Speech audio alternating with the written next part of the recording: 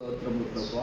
ఇదిగో నాయన ఈ మధ్యాహ్న కాల సమయంలో ఈ దినదాసునైన నేనయ్యా మీ పాదాలు పట్టుకొని ప్రార్థిస్తున్నాను తండ్రి. నాయన నీ దాసురాలు ఎన్నో బాధలు శ్రమలు నాయన నీ దాసుడైన నాలో ఉన్న నీతో పంచుకొని ఉన్నది ప్రభువా. వినిన్నారు తండ్రి.